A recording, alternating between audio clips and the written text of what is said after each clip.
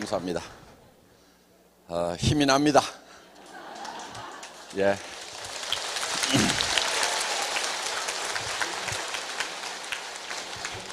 자, 우리 회사에 사운이 있죠? 영혼을 소중히 여기며.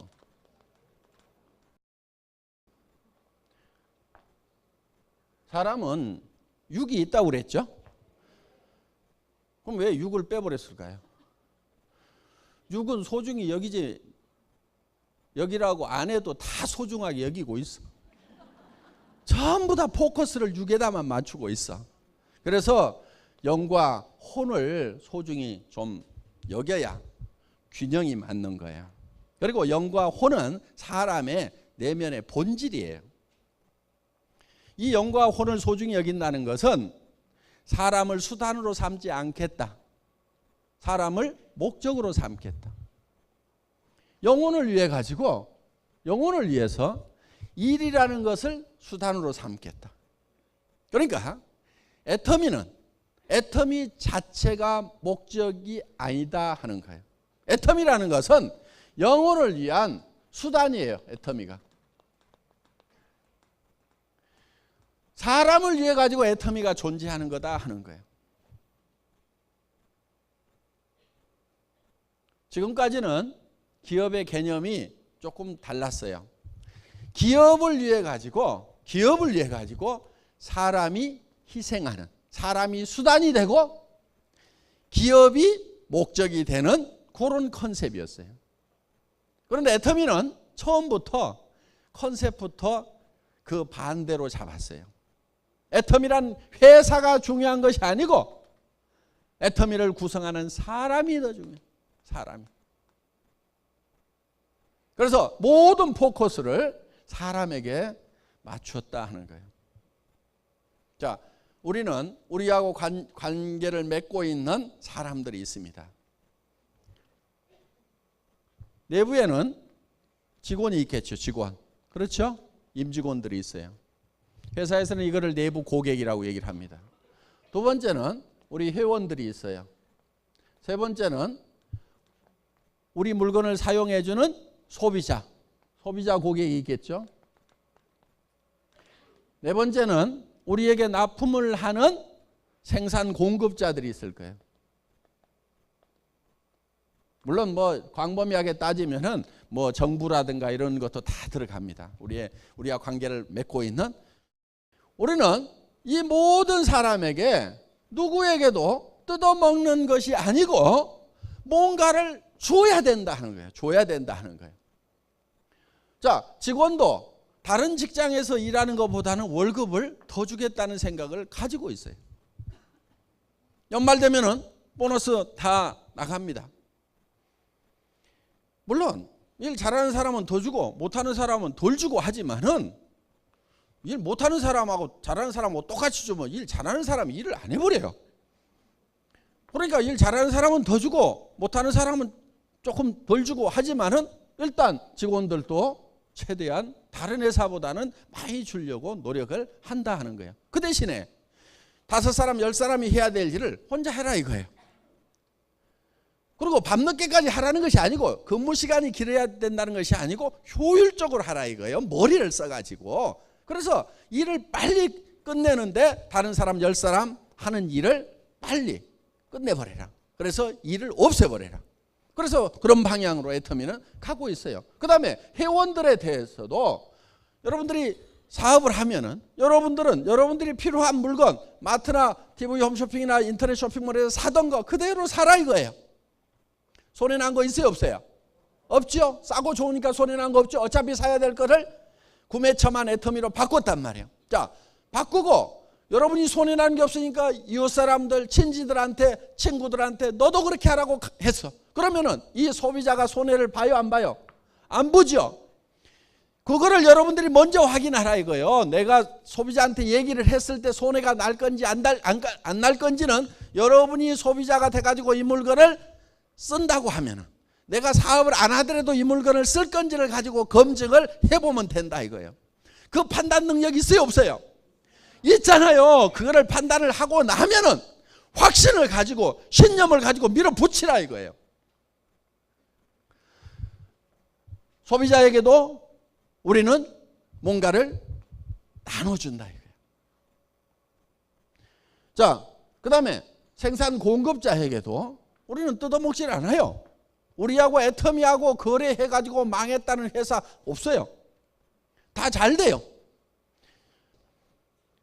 그래서 생산 공급자도 공생을 할 수 있도록 우리는 하고 있어요. 점점 잘 되잖아요. 뭔가를 많이 부쳐먹어서 잘 되는 것이 아니고 적정한 이윤을 보면서 많은 사람들. 그러면은 이 생산 공급자도 또 채용하는 그 식구들이 있는 거예요. 그러면 그 직원들이 또 월급을 받으면은 또 그 직원들이 이제 생활비로 쓰면은 그 동네 사람들도 또 장사하는 사람들도 먹고 산다 이거예요. 이런 것이 후방 효과라는 거예요. 후방 효과. 이 뒤에서 뭔가 우리에게 지원을 하고 있는데 그 사람들에게도 혜택이 가는 거예요. 애터미로부터. 그리고 그 직원들의 가족들이 그 돈을 쓰게 되면 그 주변에 있는 사람들이 또 먹고 사는 소위 성수 효과, 고박이의 효과가 나오도록 되어 있다 하는 거예요. 자, 우리는 정부에 일 열심히 해서 세금 잘 내고 있습니다. 나라가 튼튼해야 됩니다. 그래서 전부 다 우리는 뭔가를 보태주고 있다 이게요. 보태주고 있다 이게요. 절대로 어느 부분에서도 뜯어먹는 일이 있으면 안 됩니다. 그 대신에 이거는 분배를 균형 잡히게 해야 된다 하는 거예요. 그래서 우리 창업 이념 중에 생존 속도 균형이란 말이 들어간 거예요. 분배에 관한 개념이에요. 이 분배는 어느 한쪽으로 너무 많이 치우쳐 버리면은 누군가는 배고파 죽는 사람이 생기는 거고, 그리고 최소율의 법칙에 따라 가지고 효과가 그 가장 적게 받은 사람에 의해서 결정이 돼 버리는 거예요. 일 자체가. 그렇기 때문에 이 균형 잡힌 분배를 애터미는 하고 있다. 그리고 거기에 소속되어 있는 사람들이 우리 일을 통해서 먹고 살고 또 정말 사랑하는 가족들을 부양을 하고 자녀들을 또 학교도 공부도 시키고 뭐 또 하고 이렇게 하면서 정말 그 한 사람 한 사람이 행복이 쌓여가는 그런 일을 하는 수단이 바로 애터미라는 거다 하는 겁니다. 두 번째, 생각을 경영한다. 이 생각이라는 게 엄청난 능력을 가지고 있어요. 그런데 우리는 이 생각하는 능력 이거를 잘 활용을 안 해요. 정말 1%, 2%도 활용을 안 해요.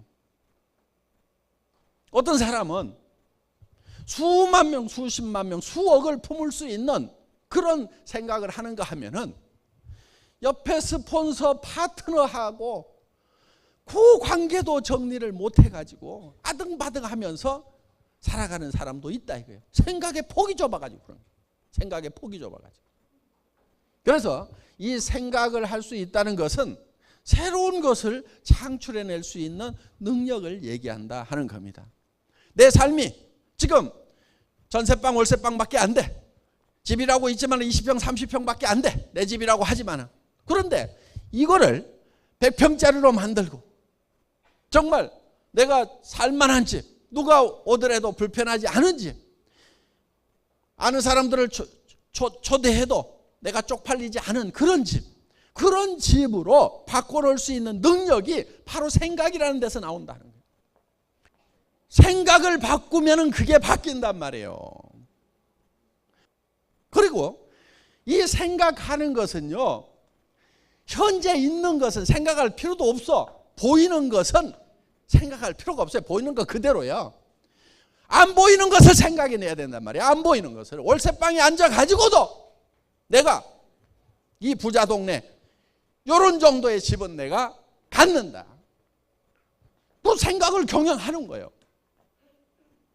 그 다음에 세 번째가 믿음에 굳게 선다. 믿음이라는 것은 보이질 않는 것을 믿는 게 믿음이에요. 성경에 분명히 누가 보이는 것을 믿는다 하리요 이렇게 되어 있어요. 하나님이 보이면은 믿으라고 얘기를 할 필요가 없어요. 바보들은요, 보이는 것만 있다고 생각을 해요. 부자가 되고 성공자가 되려고 하면은 안 보이는 것을 생각해야 돼. 월세 50만 원짜리 거기에 앉아가지고 저 부자 동네 저택을 보고 있는 거예요. 믿음이라는 것은 안 보이는 것을 보는 것이 믿음이다 하는 거예요. 안 보이는 것을 보고 가는 게 믿음이고 그 믿음에 굳게 서 있으라 이거예요. 그러니까 우리가 생각을 경영해서 나는 균형 잡힌 삶을 살겠다. 정말 어려운 사람들을 도와주고 내 주변에는 최소한 어려운 사람들이 없어야 된다.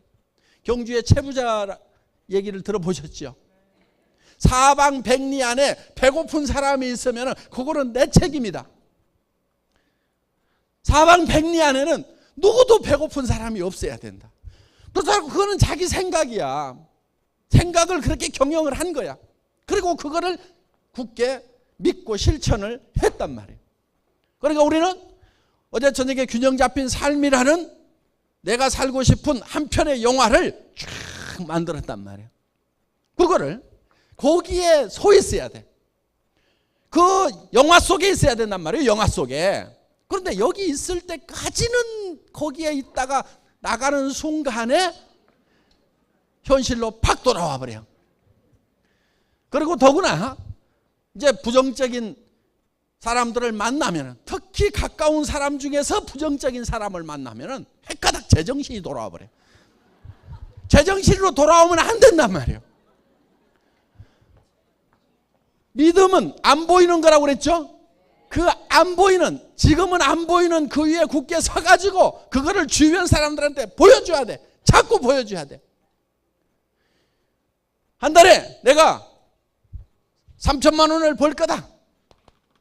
지금 안 보이죠? 그런데 버는 자기의 모습을 머릿속에다 심어놔야 된단 말이에요. 그리고 주변 사람들에게 계속 얘기를 해야 돼. 처음에는 안 믿지만 단계적으로 해나가면 믿어요. 그것을. 정말 내가 한 달에 3천만 원씩을 버는 사람이라고 하면, 한 달에 5천만 원씩을 버는 사람이라고 하면 엄청난 에너지가 나오는 거예요.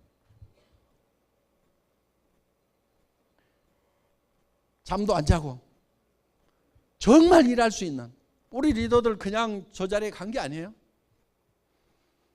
밤도 낮도 없이들 뛰었어요. 계속 뛰는 거예요. 계속. 새벽 1시, 2시까지 일하는 건 보통이었어요. 오라고 그래가지고 찜질방에 가가지고 새벽 3시까지 사업 설명하고 거기서 잠깐 샤워하고 또 이동하고 이런 식으로 했어요. 그런 힘이 내가 한 달에 3천만 원을 버는 사람이 될 거다, 5천만 원을 버는 사람이 될 거라는 그 속에 있어야 되는, 그 영화 속에 있어야 그 힘이 나오는 거예요. 그리고 친구를 만났을 때도 밥 사. 내가 좋은 정보 줄 테니까 밥 사. 이렇게 얘기할 수 있는 힘이 바로 내가 한 달에 3천만 원을 벌고 5천만 원을 번다는 보이지 않는 그 믿음 속에 서 있을 때 그게 나온단 말이에요. 그게. 그래서 우리 머릿속에다가 그거를 집어넣고 그 속에 굳건하게 서 있으면은 실제로 그렇게 실체가 돼버린, 실상이 돼버린다 이거예요. 이런 거를 신념이라고 합니다. 신념. 생각을 믿는 게 신념이에요. 그렇죠? 생각을 믿는 것이 신념이에요. 믿음이라는 것은 생각을 믿는 거예요. 생각을. 내가 어떤 생각을 믿냐? 찌그러지고 엉망진창인 현실, 그게 아니고 생각을 경영해서 내가 정말 이루고자 하는 바람직한 그 균형 잡힌 삶이라는 것을 생각해 내고 그거를 믿고 그 위에 계속 서 있으면 그것이 현실이 된다. 이게 성공의 법칙인 거예요. 그러니까 우리 사원 속에도 그게 다 들어있어요. 네 번째, 겸손히 섬긴다. 이거는 우리의 행동 양식이라고 생각을 하시면 돼요. 우리가 어떻게 행할 거냐 하는 거예요. 생각은 저 위에 있지만은 우리의 자세는, 허리는 한없이 낮아져야 되는 거예요. 정말 주변 사람들을 소중하게 여기고 전부 무시하고 깔보는 것이 아니고 한 사람 한 사람을 소중하게 여기고, 그리고 우리의 자세는 한없이 낮아져야 되는 거예요. 한없이 낮아지는 만큼 높이 올라갈 수 있어요. 마치 용수철을 많이 누르면 더 많이 튀어오를 수 있듯이 우리는 낮아지는 만큼 높이 올라갈 수가 있다. 오만하면 안 돼요. 겸손하게 되면은요, 남의 잘못하는 것을 잘 받아들이고 용서할 수 있는 마음이 되는 거예요. 손해를 볼 줄 아는 마음이 되는 거예요. 여러분, 손해를 볼 줄 아셔야 돼요. 손해를 볼 줄 알아야 속이 안 상해요.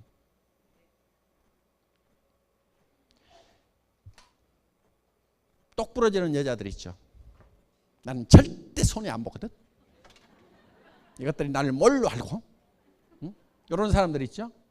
되게 악한 사람들이에요. 손해를 잘 보는 사람이 착한 사람들인 거예요. 그러니까 여러분들이 악한 사람이 될 건가 선한 사람이 될 것인가 하는 것은 내가 손해를 잘 보는 사람이 되겠다, 이렇게 작심을 하면은 착한 사람이 될 수가 있어요. 절대 손해 안 보거든.